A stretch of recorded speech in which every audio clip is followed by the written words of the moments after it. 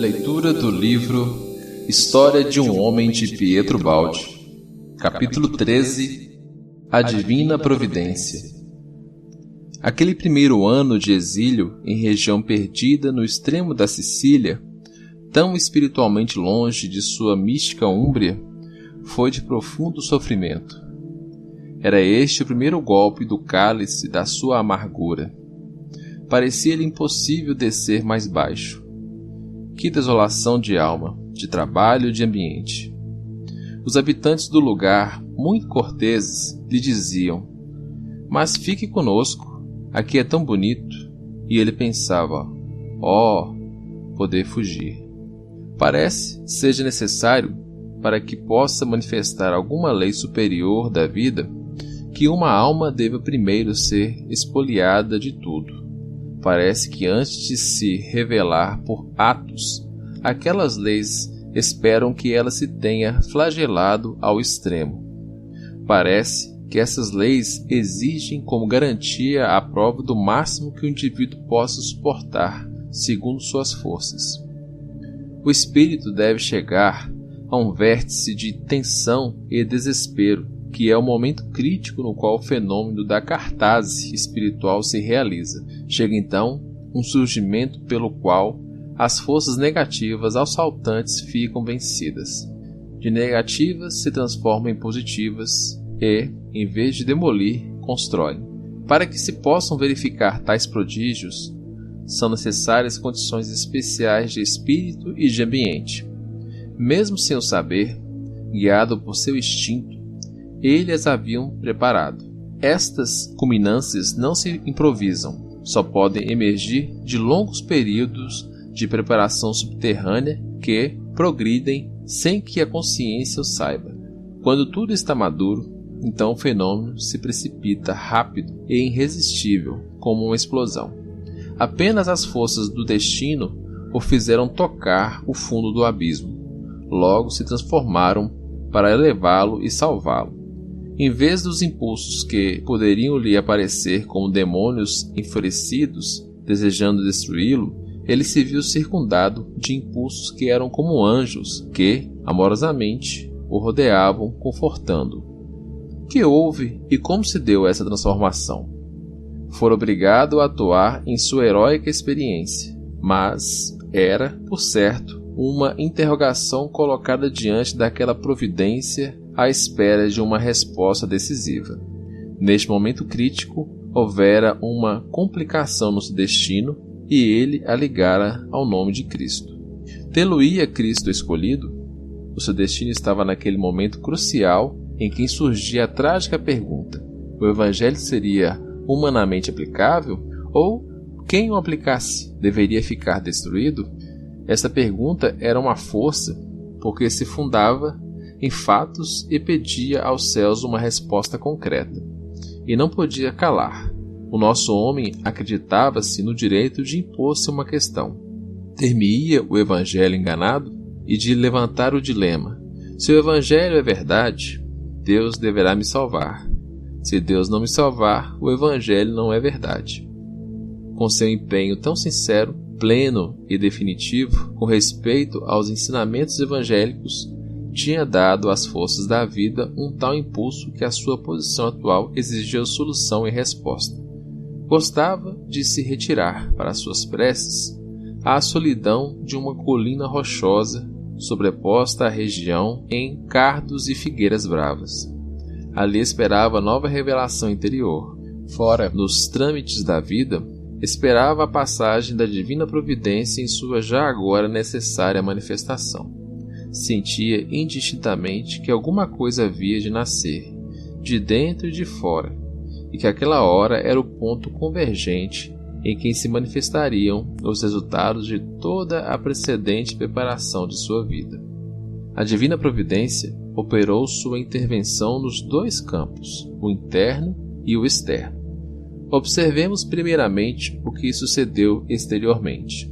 Na situação de pobreza a que se reduzira espontaneamente, o trabalho já não era um dever apenas, era também um direito e uma necessidade, porque não dispunha de outros meios para viver. Sentia que a consciência lhe dava o direito de pedir e obter de Deus, em nome de sua própria lei que aplicara, um trabalho adaptado às suas capacidades.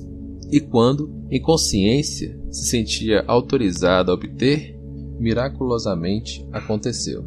Já considerava seus semelhantes como vontades nem sempre autônomas, mas movidos por motivos mais altos. Desta vez, viu que realmente uma vontade superior guiava as vontades humanas.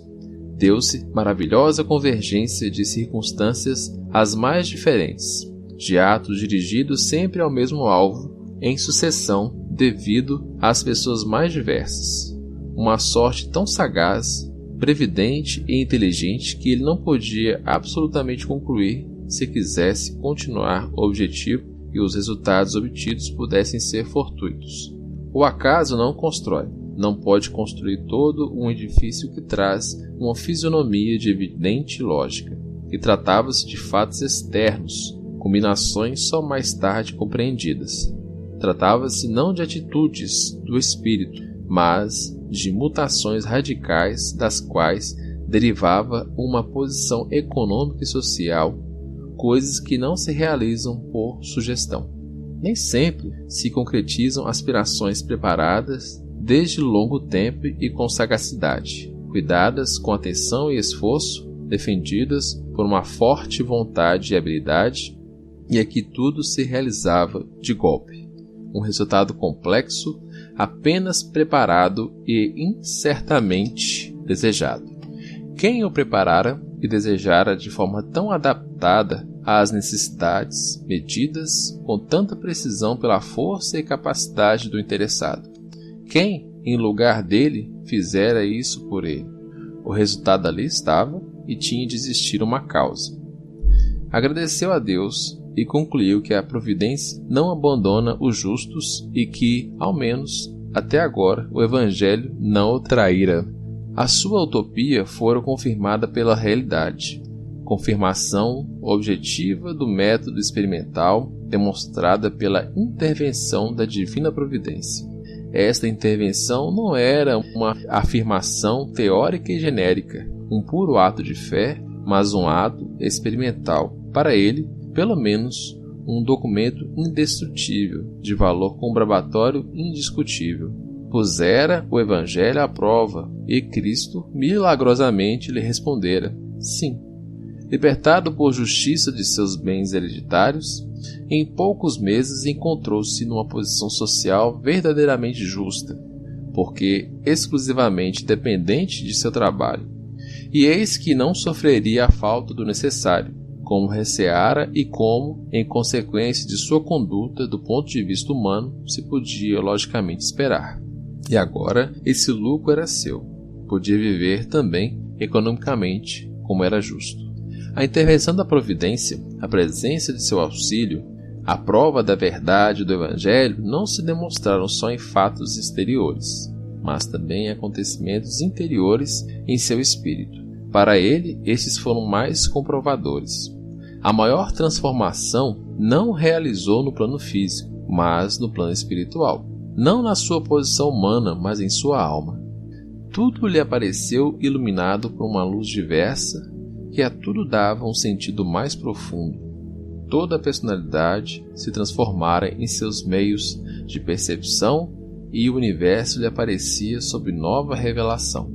A mudança de sua posição social era coisa de valor secundário para ele. O verdadeiro resultado era este, espiritual. Aqui estava o rendimento verdadeiro de todas as provas superadas. Este era o fim maior, diante do qual tudo ou mais era um meio apenas. E que significação evolutiva teria as provas se não fossem dirigidas para o campo espiritual? Ele semeara e já colhera. Começa para o nosso protagonista uma outra fase de seu caminho, que vai dos 45 aos 50 anos.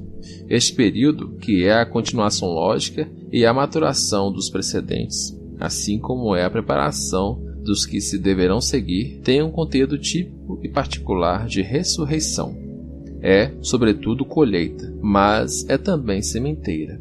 É conclusão do período precedente, mas é também princípio para o seguinte, em que se desenvolverá aquele destino. Por 10 anos é a nota triunfal a que domina.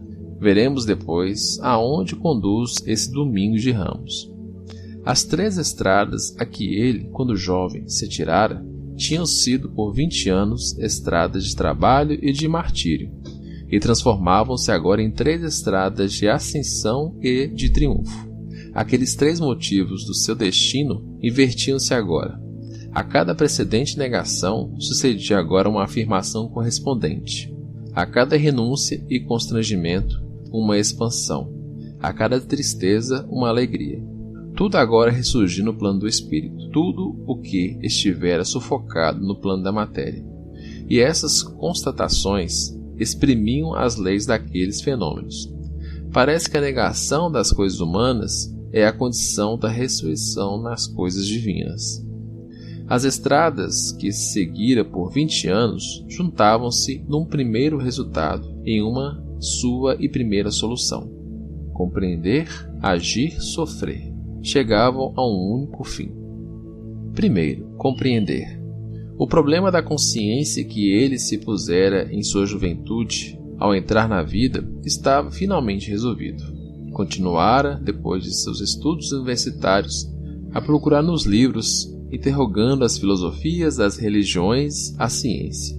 Esta fonte secara. Poucos livros tinham sentido profundo. Abandonara-os, substituíra-os pela maceração interior, silenciosamente dirigida à intuição imediata da verdade. Senti que apenas esta o satisfazia. Por intuição, obtiveram a visão do funcionamento orgânico do universo. Tivera desde a profunda sensação que só a persuasão oferece. Tinha posto de lado as vias da razão, impotentes diante do absoluto, e se avizinhara de Deus pelas vias da fé. Tinha feito do sistema da intuição um verdadeiro método de pesquisa. Em seu espírito fizera-se luz completa. Resolvera, ao menos para si, o problema do conhecimento. Como acontecera isto? Conseguiria-o não seguindo as vias comuns de aquisição de cultura, mas um caminho bem diverso. Não enchera sua mente de erudição, mas conquistara um novo senso de compreensão, como um novo olho para ver. O conhecimento era para ele uma nova forma de consciência, resultante não do estudo, mas da maturação na dor. Esta maceração produzira nele uma transformação de personalidade, levando-o a um novo estado no qual o conhecimento é como um novo sentido, uma qualidade espontânea do espírito. Estas não são coisas habituais no mundo dos outros, mas são fenômenos que, embora excepcionalmente, ocorrem. Ao passo que a cultura não seria senão uma aquisição exterior, um verniz cerebral. Neste caso, todo o seu ser adquirira, por maturação evolutiva, uma transformação de consciência. Em outros termos, ele se encontrara no mais fundo de si mesmo, onde existe a mais completa consciência de si e do universo. Trata-se de um processo completamente diferente da aquisição de cultura com a qual o homem comum procura compreender as coisas.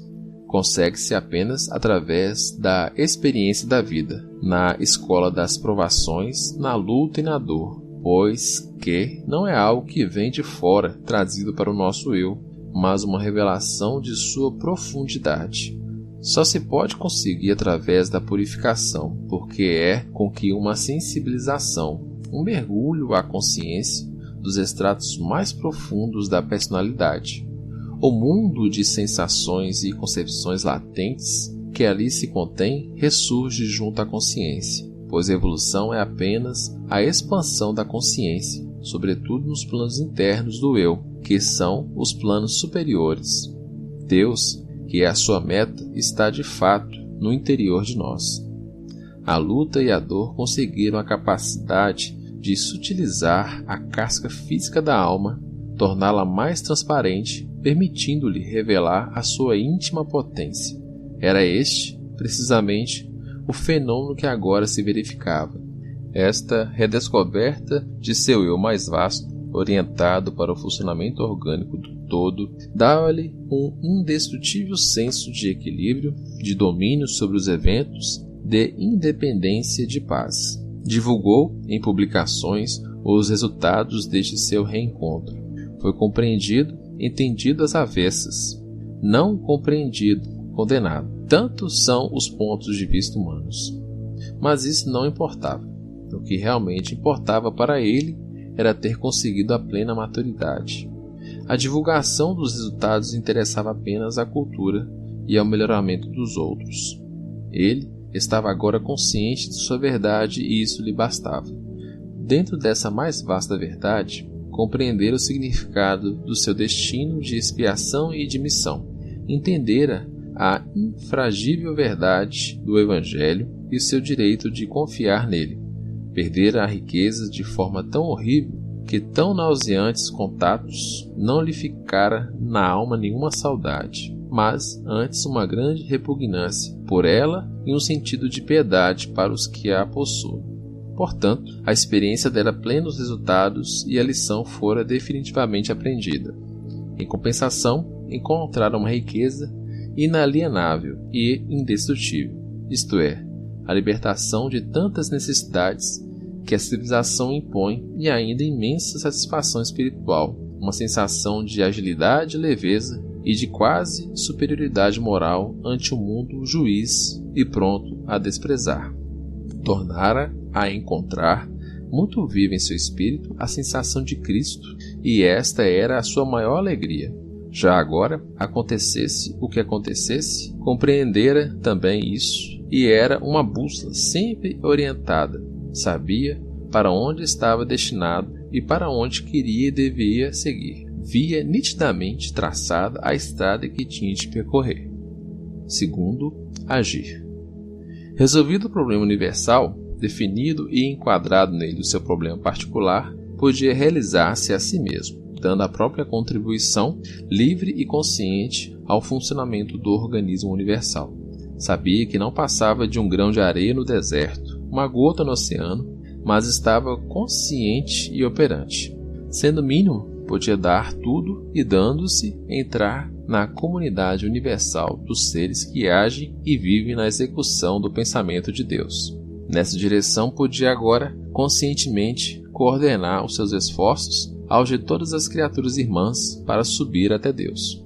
Tornava-se membro e parte funcional do grande organismo, como roda que, por menor que seja, é indispensável ao mecanismo imenso. Sua vida adquirira significação tanto mais profunda e tornava-se música harmoniosa com as mais longínquas esferas do universo. Nessa vastíssima atmosfera, unia-se a uma imensa realização do seu mais profundo eu. Sua vida movia-se em uníssono com a vontade de Deus e seu destino se desenvolvia de acordo com sua lei.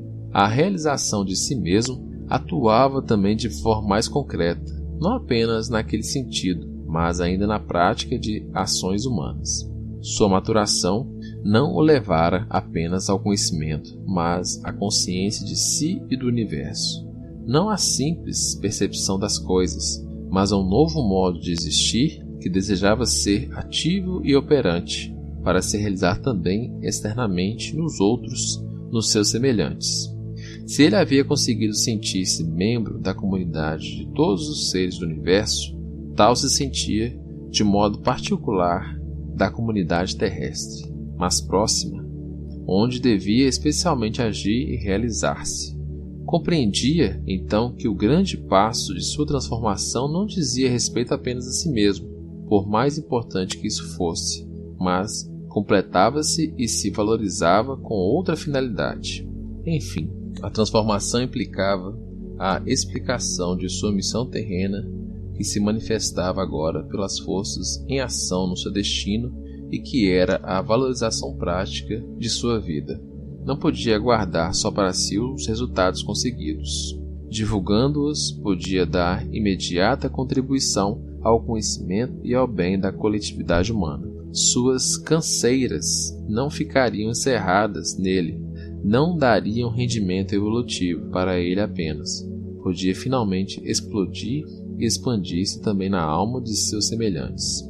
Devia dar público testemunho de suas experiências íntimas, para o bem de todos. mas também a uma atuação mais íntima o levava esse período de sua vida. A transformação interior que o atingira fundia-se e naqueles 10 anos continuava a se desenvolver, fortificando-se como sensação, progredindo com poder e elevação. A realização do grande sonho da compreensão de tudo continuava, completava-se na realização daquela sensação das coisas divinas e da união com Cristo. A maceração interior, que o amadurecera até a síntese do conhecimento, conduzia-o agora pelos caminhos da ascensão mística. No período de 10 anos que o esperava, percorria esses caminhos, extremamente apressado, pois desejava alcançar a mais profunda assimilação, a maior profundidade. Esta forma de agir encontrava seu desenvolvimento e assim se completava. E todos eram caminhos de afirmação, de expansão máxima, expansão de pensamentos, de atividade, de sentimento.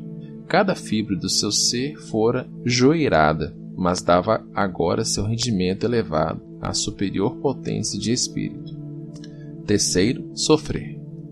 A dor, como meio, havia agora alcançado seu fim. Fora posta de parte, porque era preciso assimilar os resultados conseguidos. Sem esta assimilação, as provas não teriam sentido. Vencera corajosamente e o destino lhe concedia uma trégua, pois que a lei de Deus não quer a dor pela dor, como inexorável punição por malévola vingança. O fim não é fazer sofrer, mas fazer compreender, macerar para progredir. Através da dor, ele conseguira certa purificação, alcançara luminosidade, realizara um refinamento que lhe permitira emergir, viver e construir nas mesmas proporções no plano espiritual. Agora, a negação se convertia em afirmação proporcional. Aquele destino ressurgia, demonstrando que não se sofre em vão, sobretudo quando se sabe sofrer. O passado dava seus frutos. A lei de esmagamento se convertia em lei de expansão. O Evangelho de Cristo era verdadeiro. Ele não só se tornara douto, mas fora fartamente compensado no espírito, e as coisas da terra lhe haviam sido dadas em abundância. O voto de pobreza fora substituído por uma nova posição social. O conhecimento dos grandes problemas fora alcançado e seria divulgado em triunfo. As provas tinham sido compreendidas por ele, tinham dado o seu resultado e sua personalidade encontrava-se transformada. O seu destino, superadas as dissonâncias e harmonizando-se com o universo, estava em paz. A missão de bem revalorizava agora a sua vida. A fase mística coroaria a maturação espiritual, completando-se-lhe a transformação biológica. A fase de expiação sucedia agora a realização em todos os campos. As 3 estradas convergiam para uma completa revalorização no plano do espírito, de tudo quanto em seu ser fora destruído no plano da matéria.